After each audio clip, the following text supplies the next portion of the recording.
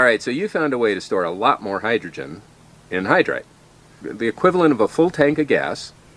You want to fill up your car. How much hydride do you need? Well, I'll show you.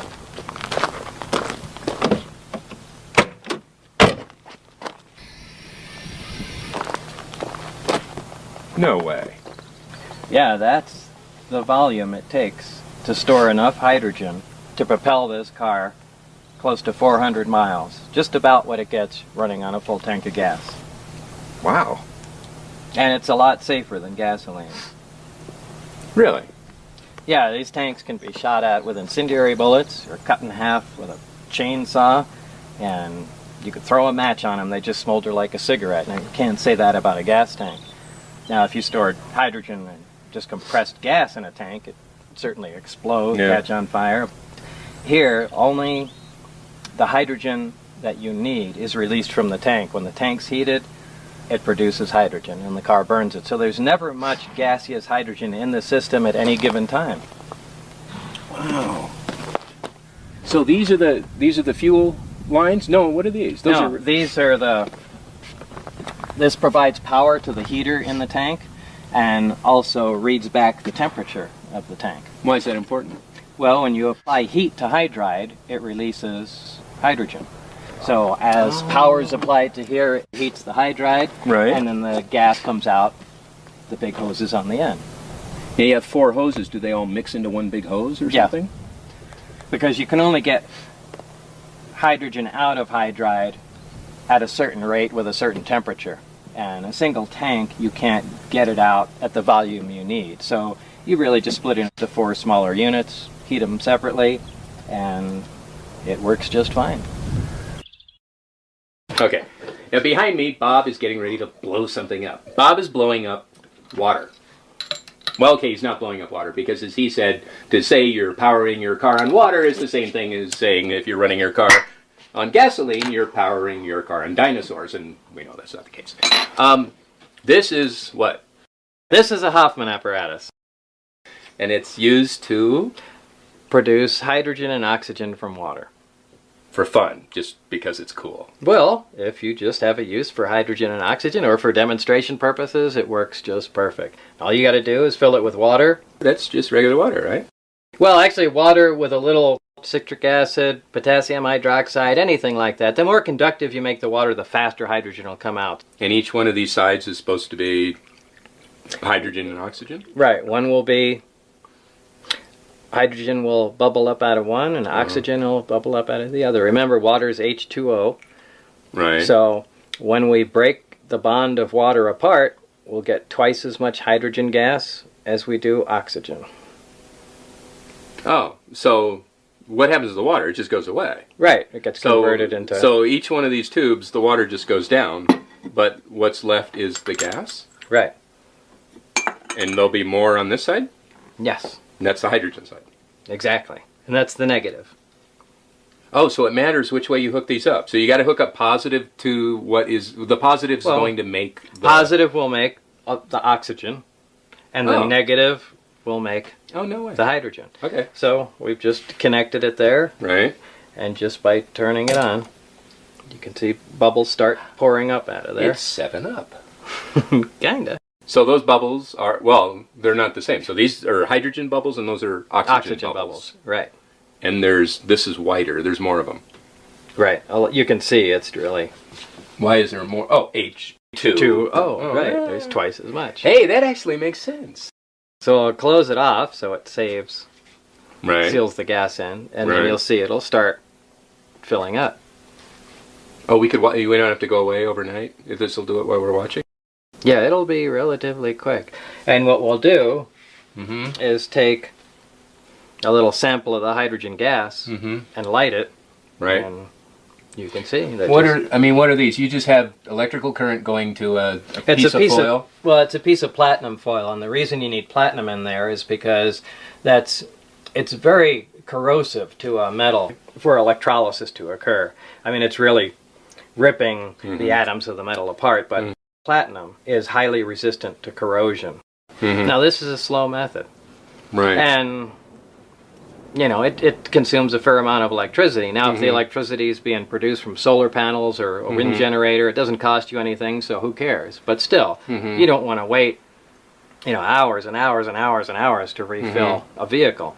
You want something that can produce hydrogen at a fairly quick rate. So let's go ahead and extract some of this. Okay.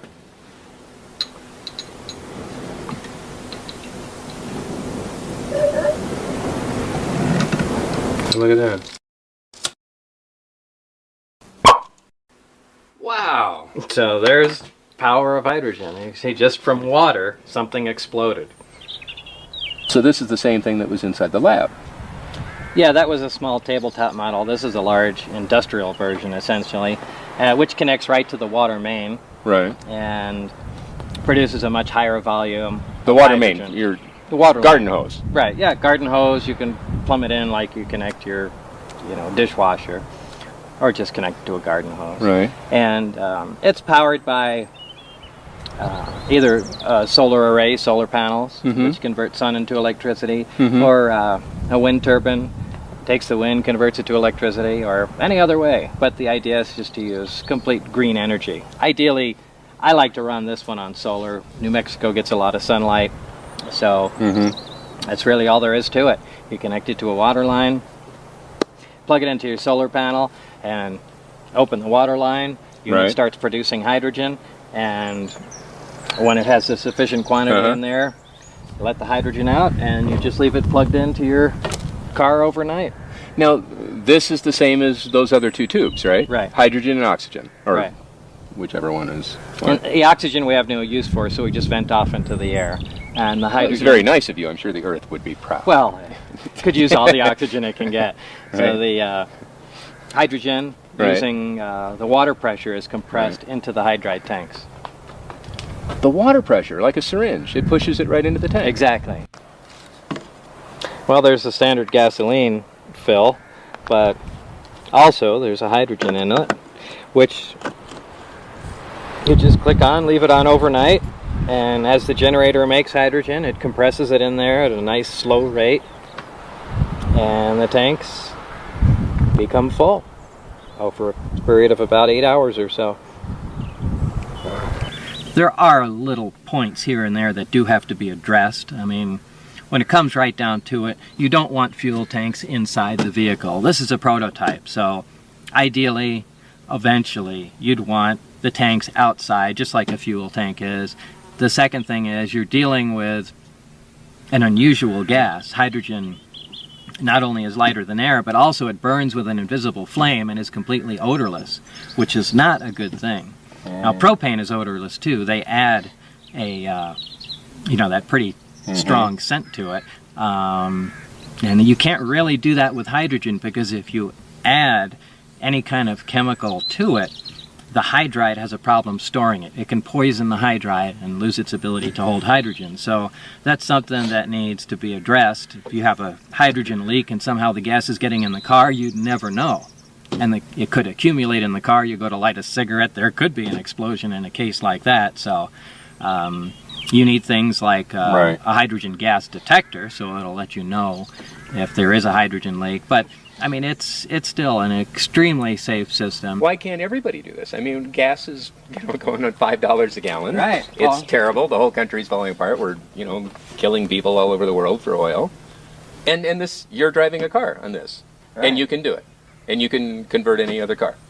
Yeah, unless I'm sure there are cars that have some technical problems. But yeah, essentially, any car can be converted. The whole problem to it is the material in the hydride. The hydride itself, one of the main components of it, is classified as a weapon material, and it can only be used in thermonuclear weapons.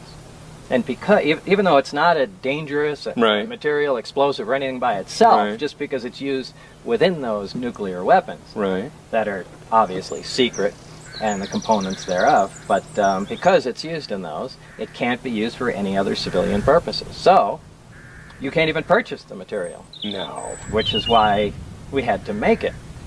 You made it? Yeah, we made it. But isn't that, don't you need big particle accelerators and things? So that was the the one loophole. You can make the material, you can't buy it. So Where's the particle? You have a particle accelerator? yeah, so all you have to do is build a particle accelerator and you can make all the hydride you need.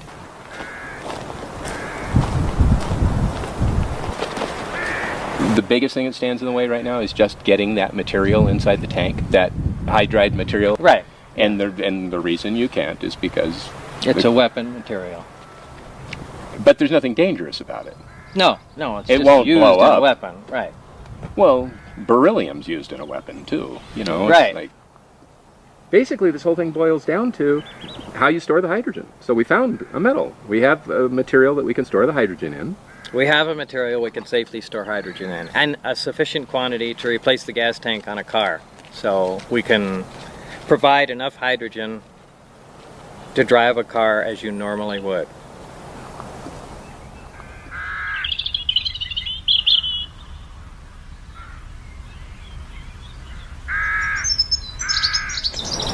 Use green energy to make the hydrogen, either solar or wind power. There's a medium to store it in. That's it. Both problems are handled. All the other little bells and whistles can be taken care of in time, but the basic system works. It has for a long time. Wow. That's it. Yeah. If we had just a fraction of what the oil companies are wallowing we in had right now. the budget of one day in Iraq, this entire system would be available to everybody.